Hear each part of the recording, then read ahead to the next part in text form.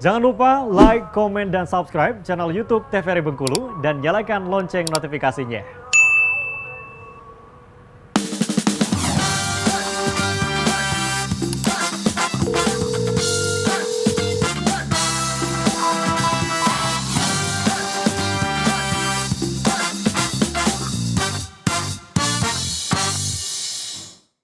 Balik lagi di Dokter Kita Bersama Kita Sehat. Nah pemirsa, masih dengan tema yang sama nih, yaitu psoriasis bersama dengan Dokter Junia dan juga Dokter Putri Santri. Oke Dok, kita lanjut lagi ya Dok ya. Oke, sepertinya agak seru ya materi hari ini. Iya agak seru. Oke.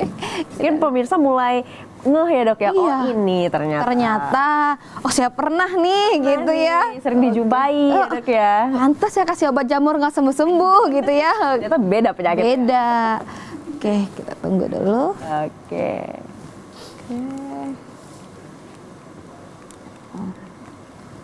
Lumayan banyak nih materi kita hari ini ya. Kita masih ke jenis-jenisnya tadi ya Dok ya? Iya, 2 lagi terakhir. Dua terakhir tadi. Ada lagi pembagian jenisnya itu berdasarkan lokasi, tapi rata-rata orang pakainya pembagian jenisnya berdasarkan jenis bentuknya. Oke. Gitu. Oke. Untuk bentuk itu sendiri itu bisa jadi dia plak di tangan. Terus di badannya dia ada yang gutata, di bawah lipatannya ada yang inversa, bisa. Kombinasi seperti itu Dok? Bisa seperti itu. Malah kadang kalau yang udah parah banget ya, dia melepuh tuh. Ini luka bakar nggak ya gitu. Padahal kan nggak ada kenapa apa saya terpapar matahari sampai kebakar gitu. Ternyata kan enggak. Memang ada penyakitnya gitu ya. Oke, kita next sebentar. Oke, sebentar Dok. Kita tunggu sebentar.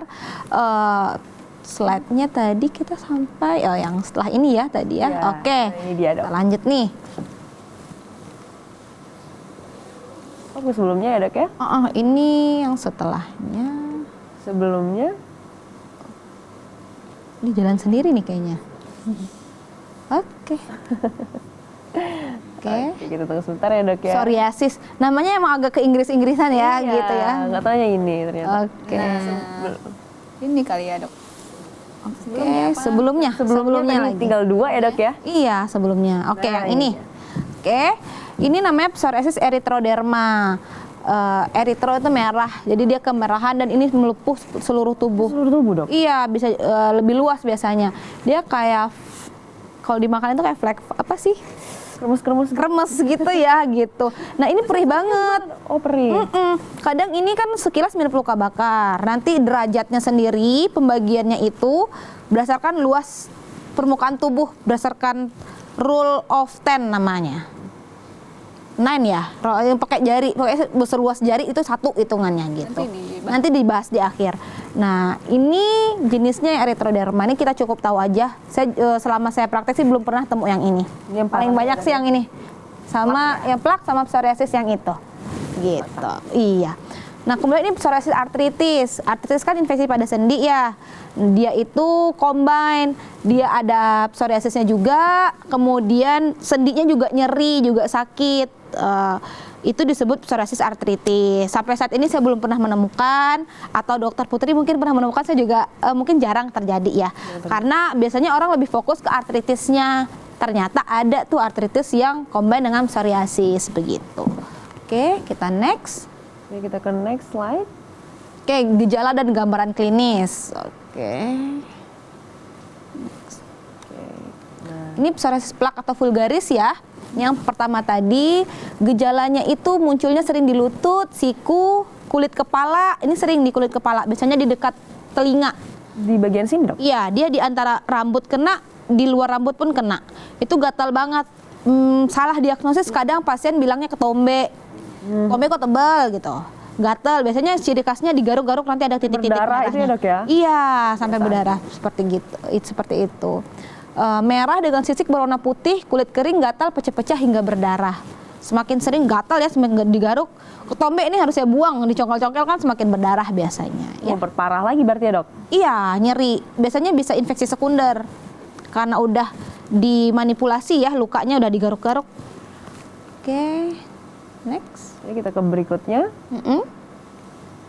Ini psoriasis kulit kepala. Ini Nah, ya, Dok, ya? iya ini contohnya ya, kalau di kulit kepala dia menebal seperti itu. Kadang dia datang nggak kondisi kayak gini, kondisinya lebih tipis karena dia udah fase menipis ya, dan udah digaruk-garuk juga sama pasien, biasanya jadi luka begitu. Kalau masih di kepala kayak gini, saya biasanya kasihnya dalam bentuk regimen sampo dicampur dengan oles. Begitu. Kalau dia gatal banget, saya kasih tuh obat biar nggak gatal banget, minum. Gitu. Tapi jarang, misalnya dengan oles pun dia udah mendingan gitu ya. Jadi nggak bisa pakai sembarang sampo. Kok saya pakai sampo anti ketombe nggak hilang-hilang ya, Dok? Sampo anti ketombe itu biasanya isinya antibiotik, anti jamur.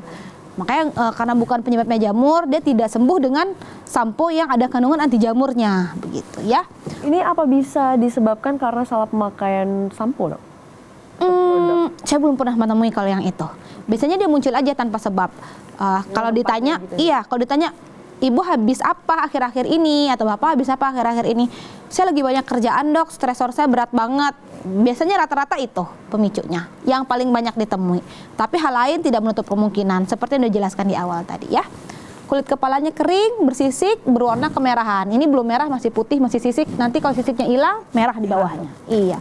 Muncul ketombe atau kulit kepala terkelupas, nyeri kepala terasa gatal atau nyeri karena dia perih habis digaruk ya, dan combine dengan rambut rontok.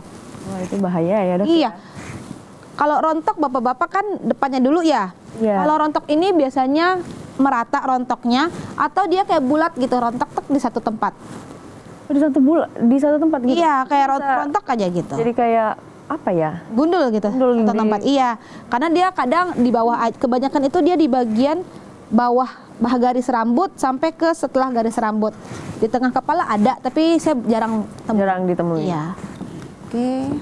Kita ke slide berikutnya ya, Dok ya. Iya. Nih gejala umumnya, nih kesimpulannya ya. Dia merah, kering, tebal dan bersisik. Itu yang harus dipahami dulu ya, Dok Ya, ya. merah, kering, tebal dan bersisik. Oke. Kalau infeksi jamur, dia kering, dia merah, dia gatal, tapi biasanya dia tidak tebal. Dia bisa bersisik, tapi biasanya tidak tebal. Ada lagi yang tebal, namanya neurodermatitis, tapi dia biasanya tidak bersisik. Dia tebal aja, gitu ya. Kuku, kalau di kuku, dia kukunya menebal dengan tekstur tidak rata. Mirip dengan infeksi jamur. Saya sendiri pun, saya akui saya masih sulit membedakan antara psoriasis di kuku dengan di jamur. Makanya butuh, Kuku, Dok. iya. Itu bagaimana kalau di kuku, Dok? Dia kering kayak kuku yang lapuk gitu, menguning, ada putih-putihnya, teksturnya tidak rata. Untuk pasti membedakannya tidak ditemukan, kalau dikerok ya tidak ditemukan adanya jamur. Ya, oh begitu. Oke. Gitu ya. Gatal dan kadang rasa panas yang membuat tak nyaman. Kalau dia psoriasis artritis, sendi-sendi yang membengkak dan kaku. Ada juga itu kejadiannya dia infeksi tenggorokan, setelahnya dia muncul psoriasis. Ada.